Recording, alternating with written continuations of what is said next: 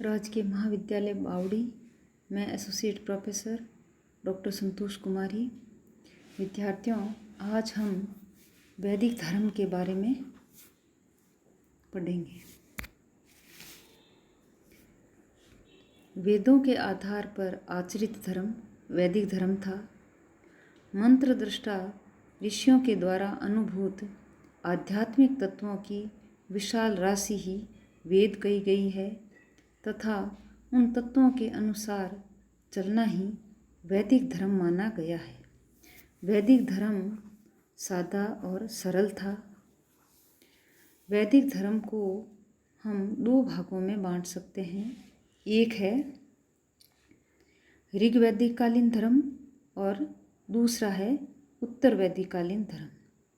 ऋग्वैदिक काल में सिर्फ ऋग्वेद की रचना की गई थी, जिससे हमें आर्यों के ऋग्वैदिक कालीन धर्म के बारे में जानकारी मिलती है।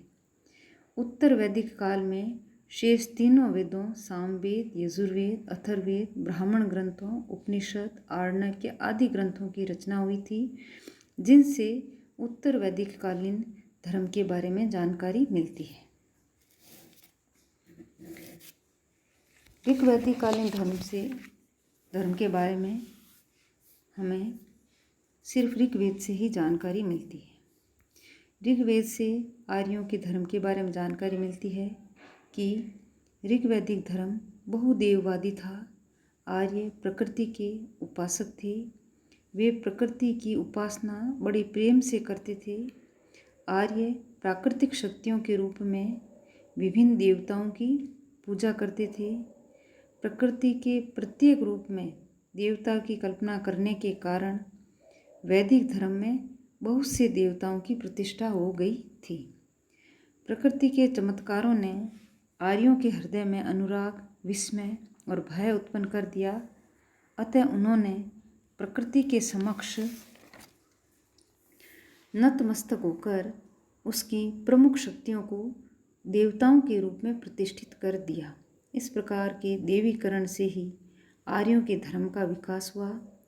आर्य सूर्य, चंद्र, आकाश, वायु, उषा आदि विभिन्न प्राकृतिक शक्तियों की उपासना करते थे। देवताओं का वर्गीकरण। ऋग्वेद में 33 देवी देवताओं की प्रार्थना मिलती है और ये देवता 3 भागों में विभक्त है। पहला भाग है आकाश के देवता या स्वर्ग के देवता। आकाश के प्रमुख देवता ध्योस, वरुण, सूर्य, सविता, मित्र, विष्णु, अश्विन, पूषण, उषा, अदिति आदि थे। ध्योस ये आकाश का देवता था और ये आर्यों का सबसे पुराना देवता माना जाता था। वरुण यह शक्ति और नैतिकता का देवता था। वरुण का उल्लेख जगत के नियंता और ऋत के अधिपति के रूप में हुआ है। यह समस्त प्राणियों के शुभ और अशुभ सभी कर्मों का ज्ञाता और उनके अनुसार फल प्रदान करने वाला माना जाता था। सूर्य अंधकार का विनाश करता है। यह पापों से मुक्ति दिलाने वाला प्रकाश का देवता माना जाता था।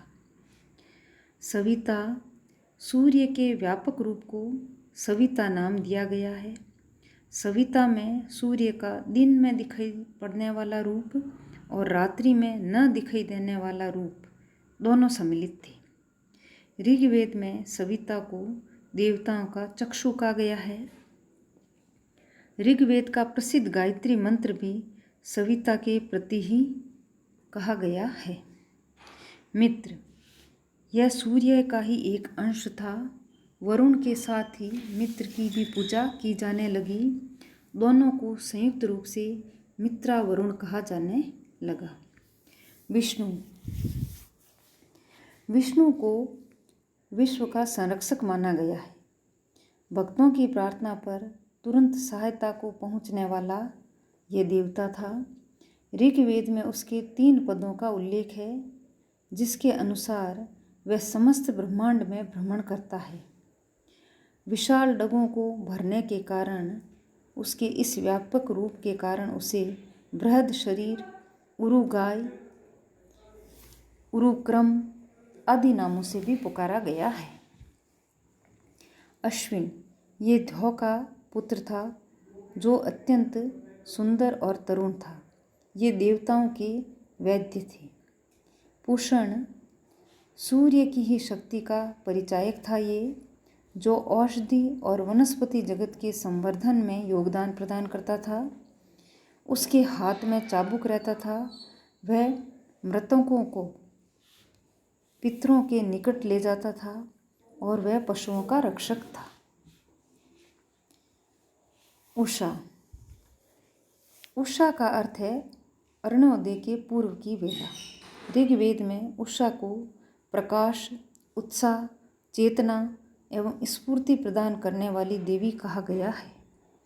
अदिति, सर्वव्यापिनी प्रकृति, बंधनों से मुक्ति दिलाने वाले देवता को आर्य लोग अदिति कहते थे। दूसरे देवता हैं वायुमंडलीय देवता या मध्य स्थान के देवता। इनको अंतरिक्ष के देवता के नाम से भी जाना जाता है। इस कोटि में इंद्र, रुद्र, मरुत आदि देवता प्रमुख माने जाते थे। इंद्र आंधी, तूफान, बिजली और वर्षा का देवता था। ऋग्वेद में यही सर्वमान्य और सर्वाधिक शक्तिशाली देवता माना जाता था। उसे आकाश, अंतरिक्ष और पृथ्वी से भी अधिक बड़ा माना गया है। एक स्थान पर उसे वृत्र की हत्या करके बादलों में रुके हुए जल को मुक्त करने वाला कहा गया है। वृत्र को शीत, कोहरे और पाले का असुर माना गया है। ऋग्वेद में इंद्र की प्रार्थना संबंधी लगभग 250 ऋचाएँ हैं।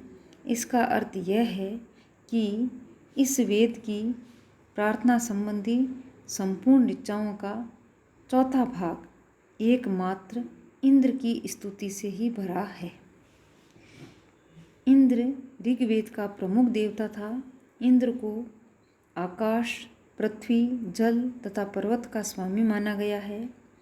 युद्धों में विजय प्राप्त करने के लिए इंद्र की पूजा की जाती थी। इसका अस्त्र वज्र था। आर्यों के कृषि कार्यों के लिए यह वर्षा करता था। अनार्यों के विरुद्ध आर्यों को विजय दिलाता था। यह आर्यों के लिए किले जीतता था, इसलिए इसे पुरंदर भी कहा गया है। दूसरा है रुद्र। यह आर्यों का उग्र स्वभाव का देवता माना जाता था। यह अत्यंत ही क्रोधी देवता था। यह उग्र रूप में रुद्र तथा सौम्य रूप में शिव था। जगत का मंगल करने के कारण वह शिव था। इसे पशुपति भी कहा गया है। वह पशुओं का कल्याण करने वाला था। मरुत ये रुद्र का पुत्र था, इसलिए वह अपने पिता की भांति ही अत्यंत भयंकर था। यह झंझावत का देवता था, तूफान का देवता था। इंद्र की विभिन्न कार्यों में ये सहायता करता था। तीसरा भाग है पृथ्वी के देवता। पृथ्वी के देवताओं में अग्नि, सोम, पृथ्वी, सरस्वती आदि प्रमुख थे। ऋग्वेद में इंद्र के पश्चात अग्नि को स्थान दिया गया है। अग्नि का महत्व यज्ञों एवं हवनों के कारण बढ़ गया था। अग्नि के द्वारा ही आहुतियाँ देवताओं तक पहुँचती थी, अतः इसे आहुतियों का देवता भी कहा गया है। अग्नि भोजन का देवता था, जिससे सभी देवताओं को भोजन प्राप्त होता था। अग्नि को देवताओं का मुख कहा गया है, क्योंकि उसी के द्वारा आहुति सभी देवताओं के पास पहुंचती थी। ऋग्वेद में अग्नि की प्रार्थना संबंधी 200 मंत्र हैं। अग्नि का महत्व 2 दृष्टियों से था। एक तो हव्यों को यज्ञ के माध्यम से देवताओं तक पहुंचाना और दूसरे शव का दाह करना। दैनिक कार्यों में अग्नि का उपयोग होता था। अग्नि को समस्त लोक से राक्षसों को भगाने वाला भी कहा गया है। सोम, अग्नि के बाद पृथ्वीवासी देवताओं में सोम महत्वपूर्ण था। यह देवताओं का प्रमुख पेय भी था जिसमें देवत्व का आरोपण किया गया। आर्य सोम रस के प्रेमी थे, इसलिए उन्होंने इसे भी देवता मान लिया। इसे सूर्य और विद्युत से उत्पन्न हुआ बताया गया। ऋग्वेद में सोम की प्रार्थना के अनेक मंत्र हैं। वह आर्यों के आनंद और प्रफुल्लता का देवता माना गया। सोम रस आर्यों का ऐसा अद्भुत पेय था जो उन्हें स्फूर्ति, शक्ति और प्रेरणा प्रदान करता था। आर्य पृथ्वी की भी पूजा करते थे माता के रूप में। मानवीय बुद्धि का देवीकरण सरस्वती के रूप में किया गया। मनुष्य की बुद्धि को भी देवी की संज्ञा देकर सरस्वती का रूप प्रदान किया गया। यह बुद्धि प्रदान करने वाली देवी थी। वन देवी की भी प्रतिष्ठा की गई जिसे आख्यानी कहा गया। ऋग्वेद में सिंधु नदी का भी देवी के रूप में उल्लेख है। अब है आर्यों के द्वारा पूजा और उपासना की विधि। ऋग्वैदिक आर्य अपने देवी देवताओं की कृपा प्राप्त करने एवं उनको प्रसन्न करने के लिए दो तरीकों से पूजा उपासना करते थे। एक तो प्रार्थना एवं स्तुति द्वारा और दूसरा यज्ञों के द्वारा। देवताओं की उपासना यज्ञों के द्वारा की जाती थी। यज्ञ उनकी उपासना का मुख्य अंग था, इसलिए ऋग्वैदिक धर्म को यज्ञ धर्म कहा जाता है। यज्ञों में दूध, अन्न, घी, मांस, सोम तथा सुगंधित सामग्री की आहुति देकर आर्य अपने देवताओं से लंबी आयु, पुत्र पौत्र, धन धान्य की प्राप्ति तथा शत्रुओं का विनाश करने की प्रार्थना करते थे। प्रारंभ में यज्ञ अनुष्ठान सरल थे। घर का मुखिया समस्त पूजा विधि कर लेता था। किसी पुरोहित की जरूरत नहीं होती थी। कालांतर में यज्ञ विधि विधान अत्यंत ही जटिल हो गए थे। ऋग्वैदिक आर्य देव पूजा के साथ साथ अपने पितरों की पूजा भी करते थे। देवोपासना मुख्यतः भौतिक कल्याण जैसे युद्ध में विजय, अच्छी खेती, संतान प्राप्ति आदि के लिए की जाती थी। सोम यज्ञ ऋग्वैदिक आर्यों का सर्वाधिक प्रसिद्ध और महत्वपूर्ण यज्ञ था। ऋग्वैदिक काल में मंदिरों का निर्माण नहीं हुआ था और न मूर्ति पूजा प्रचलित थी। एकेश्वरवाद और परम तत्व में विश्वास। प्रारंभ में आर्य बहुदेववाद में विश्वास करते थे और विभिन्न प्राकृतिक शक्तियों की उपासना अलग अलग देवता के रूप में करते थे, किंतु धीरे धीरे उनका एकेश्वरवाद के सिद्धांत में विश्वास बढ़ता गया और वे ये मानने लगे कि सारी सृष्टि किसी एक महान शक्ति द्वारा संचालित की जा रही है। ऋग्वेद के 10वें मंडल के पुरुष सूक्त में एकेश्वरवाद के बारे में ये लिखा हुआ है कि एक ही मूल तत्व सृष्टि के आदि में था, उससे सृष्टि की उत्पत्ति हुई और वही पूर्ण रूप से सृष्टि में व्याप्त है और परिसमाप्त है। स्वर्ग और नरक में विश्वास। ऋग्वेद में पाप, पुण्य और स्वर्ग नरक की भी कल्पना मिलती है। आर्यों का विश्वास था कि पुण्य कर्म करने वाले लोग मृत्यु के पश्चात स्वर्ग में रहते हैं तथा पाप कर्म करने वाले लोग नरक में निवास करते हैं। नैतिकता का विकास। आर्य नैतिक आदर्शों तथा सद्गुणों की वृद्धि पर बल देते थे। वे नैतिक आचरण के प्रति बड़े सजग रहते थे। इसकी पुष्टि वरुण देवता की स्तुति मंत्रों से होती है। आर्यों का विश्वास था कि वरुण देवता मनुष्य के कर्मों का निरीक्षण कर अच्छा और बुरा फल देते हैं। देवताओं की उपासना, यज्ञ विधि विधानों का अनुष्ठान तथा ईश्वर की इच्छा के अनुकूल आचरण करना, ये ही नैतिक जीवन के आदर्श थे। इस प्रकार ऋग्वैदिक कालीन धर्म की प्रमुख विशेषताएं उभर कर आती है। वो यह है, यह धर्म उपयोगितावादी था, उदारवादी था, धर्म में पुरुष देवताओं की प्रधानता थी, आर्यों के धर्म में मूर्ति पूजा का अभाव था।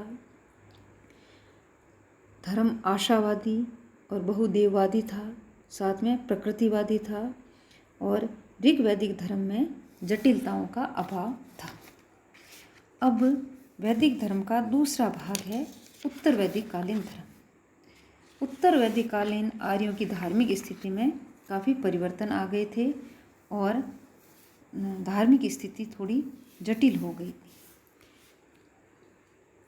अब इसका अध्ययन करेंगे उत्तर वैदिक कालीन धर्म। उत्तर वैदिक काल में आर्यों ने यजुर्वेद, सामवेद, अथर्ववेद, ब्राह्मण ग्रंथ, उपनिषदों आदि कई ग्रंथों की रचना की। इस काल में आर्यों के राजनीतिक, सामाजिक, धार्मिक एवं आर्थिक जीवन में भी बहुत परिवर्तन हुए, जिसके फलस्वरूप एक नई सभ्यता का विकास हुआ, जो कि उत्तर वैदिक काल की सभ्यता के नाम से जानी जाती है। यह पूर्व वैदिक सभ्यता से पूर्णतः भिन्न थी। आर्यों द्वारा रचे गए उपयुक्त ग्रंथों से ही इस काल की सभ्यता की धार्मिक स्थिति के बारे में जानकारी मिलती है। देवताओं की स्थिति में परिवर्तन।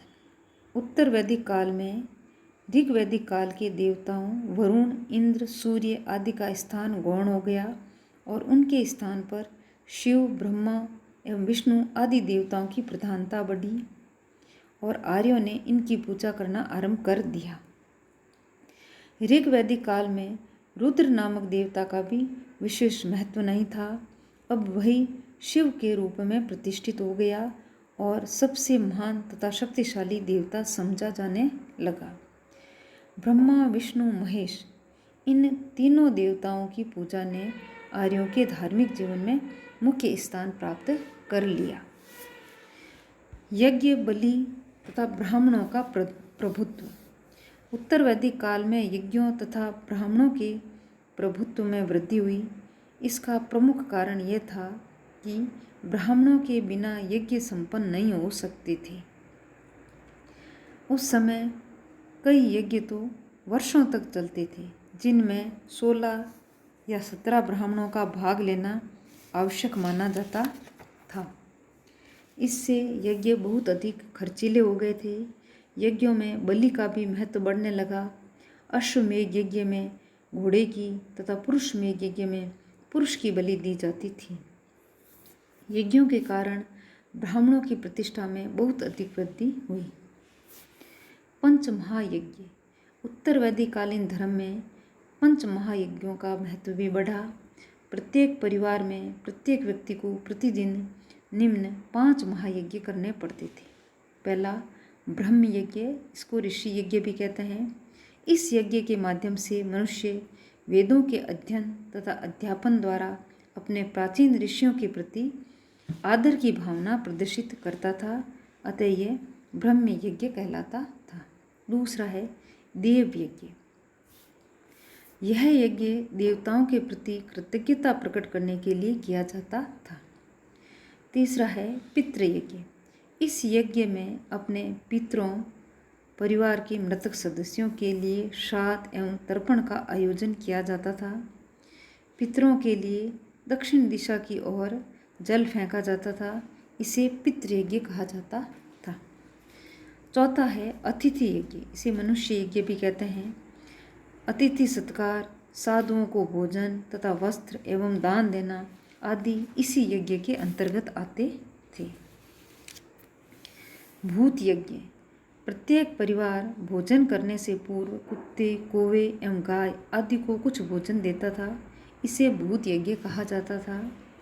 ये यज्ञ केवल कर्मकांड ही नहीं थे, अपितु इससे अन्य प्राणियों के प्रति मनुष्य के कर्तव्यों की जानकारी भी होती है। अब उत्तर वैदिक कालीन धर्म का चौथा प्रमुख बिंदु है त्रिऋण।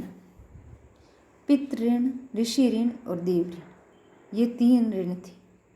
संसार में प्रत्येक मनुष्य माता पिता, देवताओं और ऋषियों से ज्ञान एवं शक्ति प्राप्त करता है और उसी आधार पर वह अपने जीवन को सुखी एवं संपन्न बनाता है। इसलिए मनुष्य का नैतिक कर्तव्य है कि वे उसे इन ऋणों से उन्मुक्त होने का प्रयास करना चाहिए। पितृ ऋण पितरों से संबंधित था, ऋषि ऋषियों से संबंधित था और देव ऋण देवताओं से संबंधित था। तप की भावना का विकास। उत्तर वैदिक काल में तप के विचार का विकास हुआ।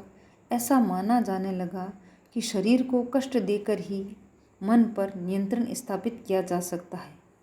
अतः शरीर को विभिन्न प्रकार के कष्ट दिए जाने लगे, जैसे कि बहुत कम खाना, नंगे बदन, नंगे सिर, नंगे पैर रहना, गर्मियों में धूप में एवं सर्दियों में ठंडे स्थान पर खड़े रहना आदि। ये सभी महत्वपूर्ण धार्मिक क्रियाएं समझी जाती थी। अब है संस्कार। उत्तर वैदिक काल में संस्कारों का भी महत्व बढ़ा। संस्कारों से मनुष्य का शारीरिक, बौद्धिक, मानसिक, चारित्रिक एवं व्यक्तित्व का विकास संभव था। धर्मशास्त्रों में जन्म से लेकर मृत्यु तक 16 संस्कारों की व्यवस्था की गई थी।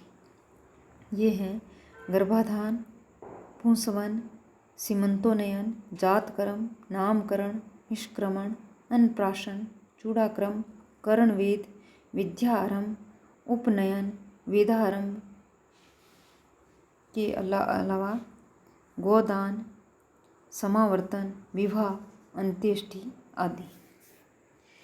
कर्म, पुनर्जन्म तथा मोक्ष का सिद्धांत। उत्तर वैदिक काल में कर्म, पुनर्जन्म तथा मोक्ष आदि सिद्धांतों की स्पष्ट रूप से स्थापना हो गई थी। ये सिद्धांत आज भी हिंदू धर्म के मौलिक सिद्धांत माने जाते हैं। आर्यों का ये मानना था कि मनुष्य जैसे कर्म करता है उसी के अनुसार उसे अच्छे और बुरे कर्मों का फल भोगने के लिए उसका अगला जन्म होता है। छांदोग्य उपनिषद में कहा गया है कि बुरे कर्म करने वाले मनुष्य को पशुओं के रूप में बारंबार जन्म लेना पड़ता है और अच्छे कर्मों से मोक्ष की प्राप्ति की जा सकती है और मनुष्य को जन्म मरण के बंधन से छुटकारा मिल जाता है। अंधविश्वास और जादू टोने।